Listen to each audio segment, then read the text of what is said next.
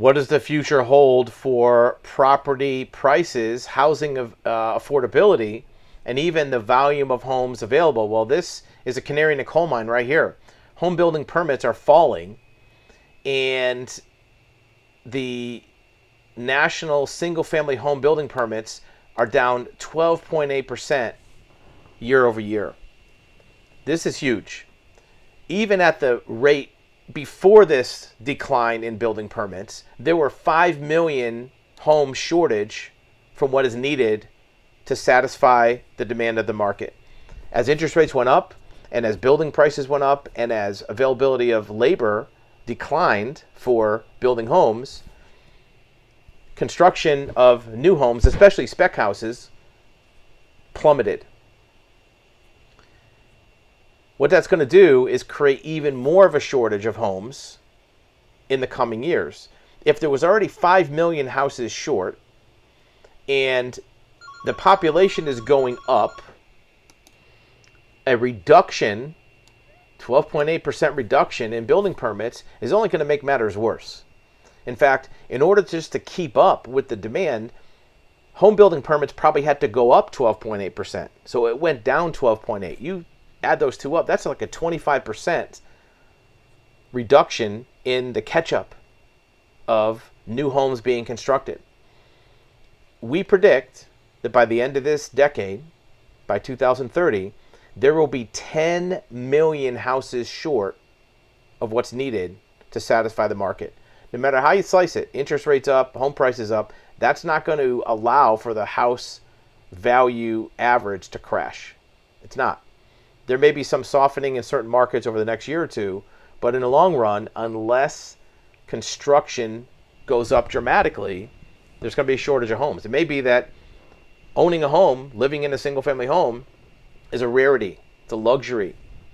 It's only for certain types of people. It's already getting to that point now. This is a kind of hidden, secret crisis waiting to happen. It's a silent crisis. There's already affordability problems that's all over the news, and people are talking about solutions and building houses, but the proof's in the pudding. The numbers aren't there. There's not enough labor to build the houses, and even if there was, there's not the financial appetite for building companies, developers, to build speculative homes. And there's not enough people that are out there that are commissioning new homes being built. Most people don't want to hire a builder to build a new house from scratch. They want to move into a house that's already constructed. But builders don't want to build a house on speculation because they don't know if they're going to sell it. They don't know if interest rates are going to go up more, if housing prices are going to go up to where they can't afford it, or if the market's still going to be there. So contractors aren't really out there trying to build new spec homes, but most individuals aren't wanting to buy a piece of land and hire a builder because there's a couple reasons. First of all, people want to move right away. They don't want to wait a year. Second of all, the financing and funding of that project is a lot more difficult.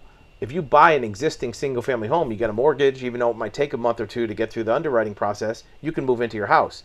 Building a house requires layered financing, capitalization.